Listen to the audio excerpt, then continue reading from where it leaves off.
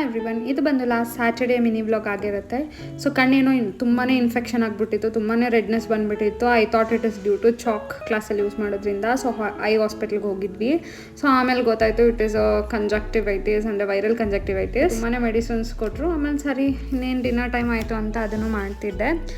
So ಕಡಲೆನ ನೆನೆಸಿದ್ದೆ. So ಕಡಲೆ ಉಸ್ಲಿ ಮಾಡೋಣ ಅಂತ ರೆಡಿ ಮಾಡ್ಕೊಳ್ತಿದ್ದೆ. ಸೊ ಇದಕ್ಕೆ ಫಸ್ಟ್ ಒಂದು ಸ್ವಲ್ಪ ಆಯಿಲ್ನ ತೊಗೊಂಡು ಅದಕ್ಕೆ ಈರುಳ್ಳಿ ಮೆಣಸಿನ್ಕಾಯಿನ ಹಾಕ್ಕೊಂಡು ಬಾಯ್ಲ್ಡ್ ಚಿಕ್ ಪೀಸ್ನ ಅದಕ್ಕೆ ಸೇರಿಸ್ಕೊಂಡು ಚೆನ್ನಾಗಿ ಫ್ರೈ ಮಾಡಿ, ಅದಾದಮೇಲೆ ತುರಿದಿರೋ ಕೊಬ್ಬರಿನ ಸ್ವಲ್ಪ ಆ್ಯಡ್ ಮಾಡಿಕೊಂಡು ಆ್ಯಂಡ್ ಎಷ್ಟು ಬೇಕೋ ಅಷ್ಟು ಉಪ್ಪನ್ನ ಸೇರಿ, ಆ್ಯಂಡ್ ಇನ್ನೂ ಸ್ವಲ್ಪ ಸ್ಪೈಸಿ ಬೇಕು ಅಂತಂದರೆ ಸ್ವಲ್ಪ ಧನಿಯಾ ಪೌಡರ್ ಮತ್ತು ಸ್ವಲ್ಪ ಖಾರದ ಪುಡಿನೂ ಯೂಸ್ ಮಾಡ್ಬೋದು. ಅದರಿಂದ ಗಾರ್ನಿಷ್ ಮಾಡಿಕೊಂಡ್ರೆ ಮುಗೀತು. ಆ್ಯಂಡ್ ಅದ್ರ ಜೊತೆಗೆ ಹಾಲಿತ್ತು ಅಂತ ಪಾಯಸನೂ ರೆಡಿ ಮಾಡ್ಕೊಳ್ತಿದ್ದೆ. ಸೊ ಇದಕ್ಕೆ ಒಂದು 4ರಿಂದ 5 ಸ್ಪೂನ್ ತುಪ್ಪನ, ಆ್ಯಂಡ್ ಅದಕ್ಕೆ ಸಣ್ಣಗೆ ಹಚ್ಕೊಂಡಿರೋ ಎಲ್ಲ ಥರ ಡ್ರೈ ಫ್ರೂಟ್ಸ್ನ ಅದಕ್ಕೆ ಶಾವಿಗೆನ ಹಾಕೊಂಡು ಚೆನ್ನಾಗಿ ಫ್ರೈ ಮಾಡಿ, ಆಮೇಲೆ ಹಾಲನ್ನ ಹಾಕಿ ಆ್ಯಂಡ್ ಸ್ವಲ್ಪ ಏಲಕ್ಕಿ ಪುಡಿನ ಸೇರಿಸ್ಕೊಂಡ್ರೆ ಫ್ಲೇವರ್ ಎನ್ಹಾನ್ಸ್ ಆಗುತ್ತೆ. ಸೊ ಇದನ್ನು ಆಮೇಲೆ ಎಷ್ಟು ಬೇಕೋ ಅಷ್ಟು ಶುಗರ್ನ ಸೇರಿಸ್ಕೊಂಡು ಚೆನ್ನಾಗಿ ಕುದಿಸಿ ಅದೆಲ್ಲ ಬೇವರೆಗೂ ಬಿಟ್ಟರೆ ಶಾವಿಗೆ ಪಾಯಸ ರೆಡಿ. ಸೊ ಉಸ್ಲಿ ಮಾಡಿದ್ನಲ್ವ, ಅದು ಕಾಂಬಿನೇಷನ್ ಆಗಿ ಚಪಾತಿನೂ ಸಹ ಮಾಡ್ಕೊಳ್ತಿದ್ದೆ. ಮುಂಚೆ ಎಲ್ಲ ಚಪಾತಿ ಚೆನ್ನಾಗಿ ಮಾಡೋಕ್ಕೆ ಬರ್ತಿರ್ಲಿಲ್ಲ, ಬಟ್ ಈಗ it is really good. So ನೋಡಿ ಎಷ್ಟು ಚೆನ್ನಾಗಿ ಪಫ್ ಆಗಿ ಸಾಫ್ಟಾಗಿರುತ್ತೆ ಚಪಾತೀಸ್ ಅಂತೂ.